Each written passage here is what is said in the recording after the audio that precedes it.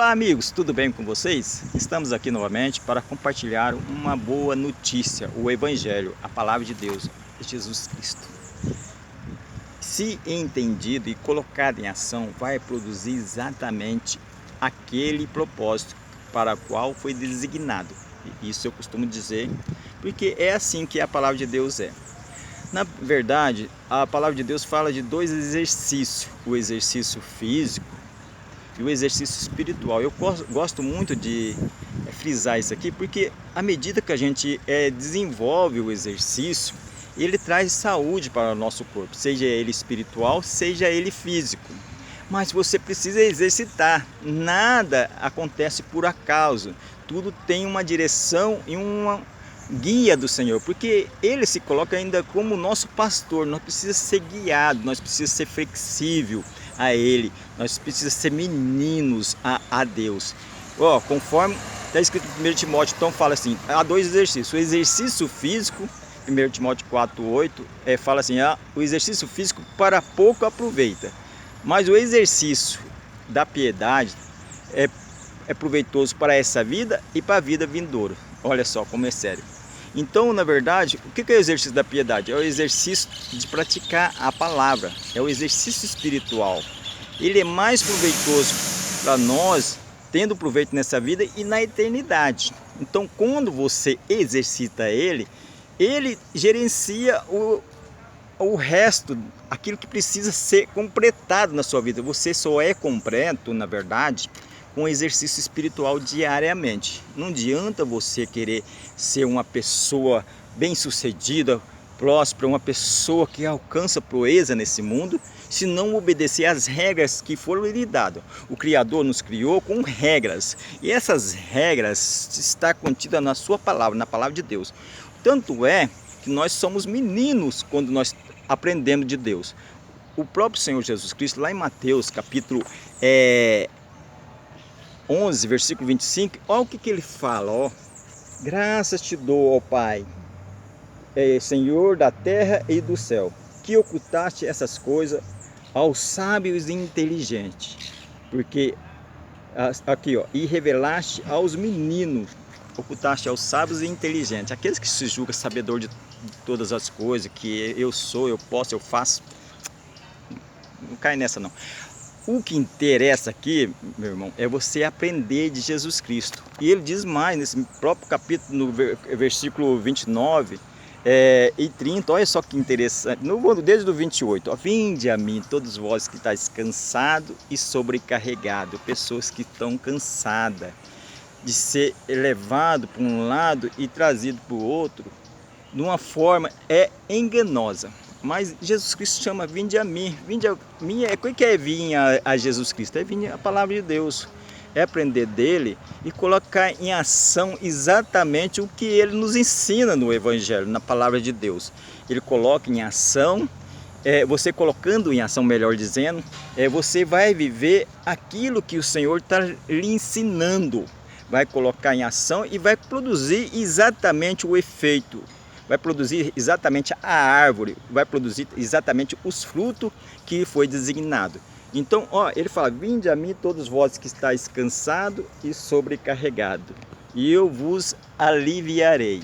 E aprendei de mim que sou manso e humilde de espírito, e encontrarei descanso para vossas almas. Porque o meu jugo é suave e meu fardo é leve. Olha só, que interessante, né?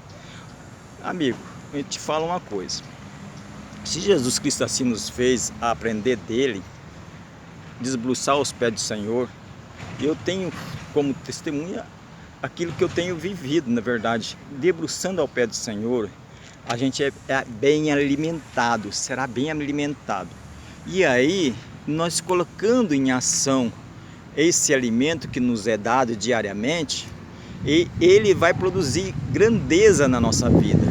Jesus Cristo veio para isso, veio para nos trazer vida e vida em abundância. Tudo que é abundantemente falando através dessa palavra, são coisas grandes, expressivas. Às vezes a pessoa está numa situação da saúde dela que ela vive clamando e, sabe, não tem, parece que saída para ela. Às vezes ela está numa situação financeira, às vezes ela está casamento, uma briga ali, uma discórdia diariamente. Na verdade, assim, não era para estar assim, na verdade, porque quando nós assumimos no altar diante de Deus o compromisso de levar o casamento a sério, nós temos ali como um ministério na nossa vida. Na verdade, tudo nesse mundo não acontece nada por acaso. Quando você obedece à palavra de Deus, que ela nos é dada para nos ensinar, para nos exortar, para nos redarguir. Então, na verdade, quando você recebe ela e coloca ela em ação nesses propósitos que eu disse para você, ela vai produzir em você a grandeza, a abundância que Cristo veio nos trazer. Ele falou que Ele veio nos trazer vida e vida em abundância. Mas essa vida em abundância só está na vida espiritual. Você tem de viver e praticar a vida espiritual para que a vida física você usufrua desses benefícios grandes. Senão você vai ficar patinando na fé. Na verdade, você tem de ser menino. O menino se deixa ser ensinado. Aquele que se julga sábio, inteligente, ele não se deixa ensinar, ele já sabe de todas as coisas, sabichão. Na verdade, não sabe nada. Então, na verdade, é assim que nós devemos submeter a palavra. O Paulo sabia muito bem disso, que se nós submetesse a palavra, ela ia dar liberdade aos perdidos, pessoas que estão perdidas hoje na fé, no engano, na mentira, no erro. E ele diz, ele fala assim, se o evangelho está encoberto, está encoberto para essas pessoas. Lá no 2 Coríntios 4:4 fala assim, vamos ler o 3, vamos ler 4:3. Mas se ainda o nosso evangelho está encoberto, para os que se perdem está encoberto. Olha, o 4:4, 2 Coríntios 4:4, fala assim, nos quais o Deus desse século é o diabo, Satanás, entenda, nos quais o Deus desse século cegou o entendimento. Olha, não está aqui para enfeitar a Bíblia não, meu amigo, minha amiga, está aqui para te orientar, para te dar um alerta. Olha, nos quais o Deus, isso aqui é o Espírito Santo que está falando, nos quais o Deus desse século cegou o entendimento dos incrédulos. Quem que é o incrédulo? É aquele que ouve e recebe com ceticismo, com desdém, sabe? Pessoas que não falam assim, isso não funciona. Não, tudo bem, respeita a sua opinião, mas agora, colocando em prática, você vai ver que realmente funciona. Então aqui fala, nos quais o Deus desse século cegou o entendimento dos incrédulos. Quem que são os incrédulos? Aquele que ouve e não acredita, não dá crédito, para que não lhes resplandeça a luz do Evangelho, que é a glória de Cristo, que é a imagem de Deus. Meu irmão, é exatamente isso. O Evangelho é a glória de Cristo. Se ele colocado em prática, naquilo que nós aprendemos, nós vamos viver exatamente essa glória, porque é esse o propósito, essa que é aquela proposta da abundância. Na verdade, veio para isso, Jesus Cristo veio para isso, para que o doente seja curado, para que o cego venha a enxergar, para que o coxo venha andar, para que o caído venha se levantar, para que o preso venha ser liberto. Meu amigo, minha amiga, é o Evangelho.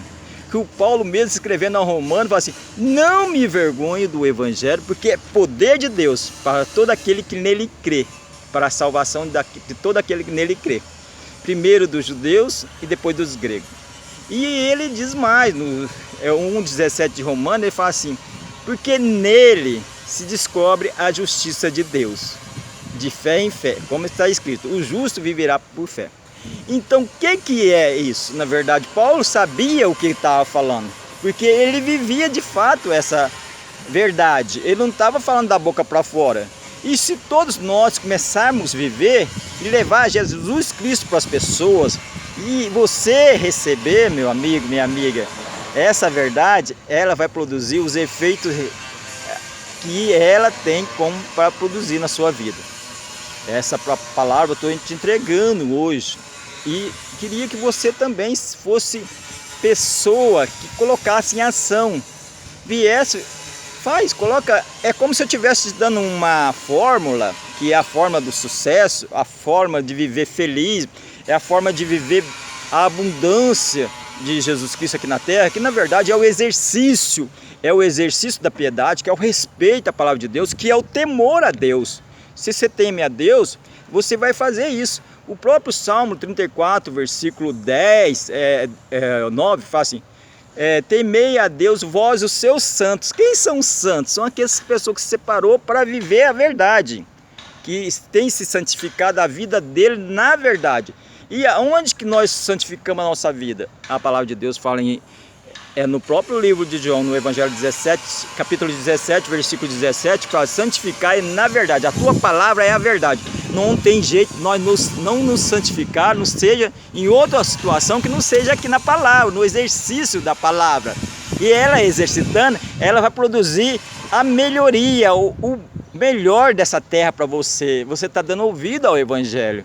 É isso que você tem de entender e colocar em ação. É colocando o entendimento que você recebe na sua vida, no seu viver, no dia a dia. Você vai ver que ele vai produzir exatamente esses efeitos. Então, meu amigo, eu estou finalizando aqui esse vídeo. Eu queria dizer para você: compartilhe esse vídeo, dê um joinha lá, um like lá, compartilha, e se inscreva no meu canal para que mais pessoas venham a ser alcançadas, que esse é o propósito meu aqui nesse mundo. E eu queria que você me ajudasse, você que sentisse de Deus. Eu estou orando a Deus, assim como o missionário ora, né? Na verdade, o missionário R.R. Soares, um homem que eu respeito muito como um servo de Deus, que tem trazido a palavra de Deus também para muitos e tem alcançado muitos. Se você começar também a ver os escritos dele, você vai desejar, porque é um homem que tem pautado a sua vida na palavra de Deus. Não estou aqui para pregar homem nenhum não, mas eu estou falando assim, um respeito que eu tenho por ele. E se você fizer o mesmo, meu irmão, minha amiga, você vai ver que você vai também andar nos caminhos certos. Então compartilhe, tá? Vou encerrar aqui orando para você, para que Deus traga a liberdade para você, o entendimento da palavra de Deus. Pai, é diante do Senhor que eu me levanto em oração por essa vida, por esse amigo, por essa amiga que deu ouvido à tua palavra. Ó Deus, a tua palavra nos ensina lá na segunda Crônica 2, segunda Crônica 7,14, se o meu povo, que se clama pelo meu nome, se humilhar e orar, o Senhor lá do céu nos ouviria e nos sararia, e perdoaria o nosso pecado e sararia a nossa terra.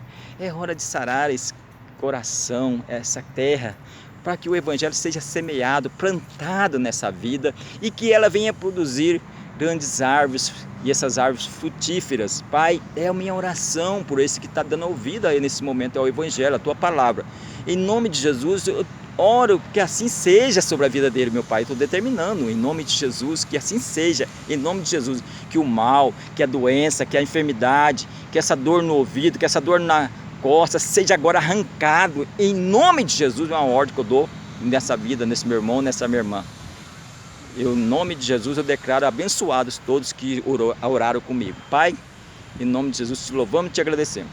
Receba aí, meu amigo, minha amiga, essa palavra e essa oração desse irmão que eu vos falo. Forte abraço e um beijo no coração de Antônio Sandoval.